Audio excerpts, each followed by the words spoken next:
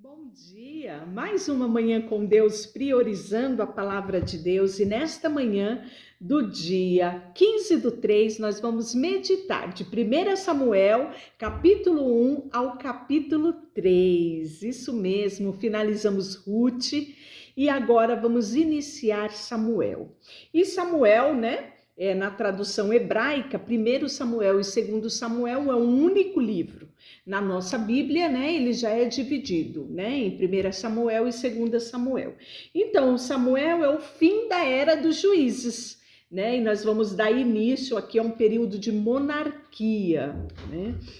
Nós finalizamos, né, no capítulo de Juízes, eu não sei se você está lembrada, dizendo que naqueles dias Israel não tinha um rei e cada um fazia o que era certo aos seus olhos, né? Então aqui no 1 Samuel nós vamos ver, dar início a essa nova era, né? Finalizando a era dos juízes e iniciando a monarquia, né? E nós iniciamos o capítulo 1 falando de um homem chamado Eucana, que vivia em Ramá, na região de Zuf, né, a região montanhosa de Efraim. Ele era filho de Jeroão, filho de Eliú, filho de Tou, filho de Zuf de Efraim. E ele tinha uma esposa chamada Ana e uma segunda esposa chamada Penina. Então já iniciamos o capítulo 1 falando da história desta família, né? E todos os anos o texto fala que Eucana reunia sua família e ia até Siló adorar ao Senhor, né? E ele fala que nesse tempo os sacerdotes do Senhor era Hofni e Fineia, que eram os dois filhos de Eli. Então, Eucana apresentava o seu sacrifício, dava as porções de carne à sua esposa Penina e a cada um dos seus filhos, né, que eram os filhos através de Penina. Ana, porém, ele dava uma porção especial porque a amava, apesar do Senhor não ter lhe dado filhos. Então, aqui nós vemos o panorama de uma família com duas mulheres, né, duas esposas, e uma que não podia gerar e a outra que tinha filhos e filhas, né? Então a gente vê já aqui um problema familiar. E o texto fala que Ana é pega chorando, né? E Eucana pergunta para ela: por que não você está chorando? Por que você não come? Por que você está triste? Será que eu não sou melhor para você do que 10 filhos? Então você já percebe aqui que havia já um sofrimento de longos anos da esposa que ele mais amava, que era Ana, que ela não podia gerar. Então Ana ora, ainda aqui no capítulo 1, pedindo um filho. Então, certa vez, depois de comer e beber em Siló, Ana se levantou. O sacerdote Eli estava ali sentado do lado da entrada do templo do Senhor. Ana estava muito angustiada e chorava sem parar enquanto orava ao Senhor. Então fez o Senhor o seguinte voto: ó Senhor dos exércitos, se olhares com atenção para o sofrimento da tua serva e se responderem a minha oração, me deres um filho, eu o dedicarei para sempre ao Senhor e o cabelo dele nunca será cortado. Lembra de Sansão? Então aqui Ana está falando que se ela conceber e ela ter um filho, ela vai entregar esse filho ao Senhor e ele será nazireu do Senhor. Então, enquanto fazia essa oração, Eli, que era o sacerdote, ele observava ela e viu os lábios dela que se moviam, mas porém ele não ouvia som algum. Pensou que ela estivesse bêbada. Até quando vai se embriagar? Disse ele. Largue esse vinho. E aí Ana respondeu: não, meu senhor, não bebi vinho, nem coisa forte, nem bebida nenhuma. Eu estava derramando meu coração diante do Senhor, pois sou uma mulher profundamente triste. Não pense que sou uma mulher sem caráter. Estava apenas orando por causa da minha grande angústia e aflição. Então aqui você percebe, né, o estado em que Ana estava quando ela orou ao Senhor, e isso vem de uma decorrência de anos, né? Levando a ela uma angústia profunda, um sofrimento profundo, um estado de depressão. Então, ele diz para ela, nesse caso, vá em paz, que o Senhor de Israel lhe conceda o que você pediu. Então, aqui, sem ele menos talvez imaginar, ele declarou uma bênção sobre a vida de Ana, né? Então, ela diz para ele, olha, muito obrigada, e Ana voltou, começou a se alimentar novamente, o seu rosto não estava mais triste. Olha que poder extraordinário que você alcança quando você se derrama aos pés do Senhor, né? Foi o que aconteceu com Ana. Ela saiu dali, quando ela se levantou e ela recebeu a bênção do sacerdote, ela já era uma outra mulher, né? E aí nós vemos que naquela manhã seguinte toda a família se levantou bem cedo e foi adorar ao Senhor.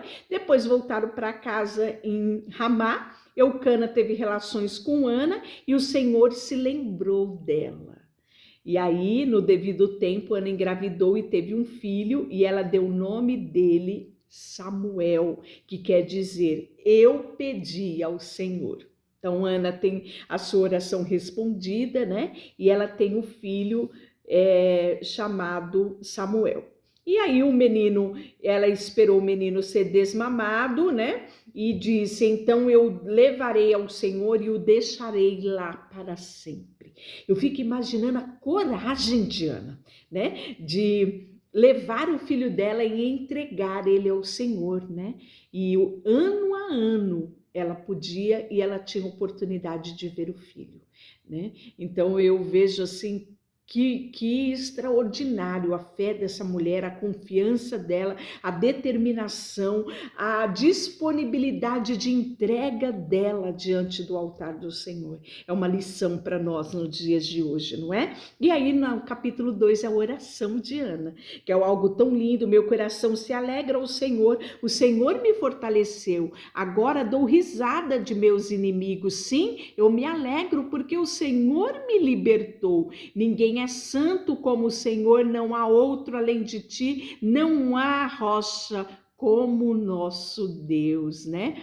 E aí você vai ver que ela fala que ele levanta o pobre do pó, do monte de cinza, tira o necessitado, coloca-o entre príncipes e o faz assentar em lugares de honra. Ao Senhor pertencem os alicerces da terra e sobre dele firmou o mundo. Ele protegerá os fiéis, mas os perversos desaparecerão nas trevas, né? E aí ela fala, né? Ele dá poder ao seu rei, concede força ao seu ungido. É lindo o Cântico de Ana. E aí nós vamos ver logo em seguida do Cântico de Ana falando da perversidade dos filhos de Eli. Triste essa parte, né? Porque eram sacerdotes, o sacerdócio passava de pai para filho, ou seja, na morte de Eli, os filhos dele já assumiam o sacerdócio, né? Ou seja, aqui eles já estavam em exercício do sacerdote, e a palavra diz que eles eram homens perversos,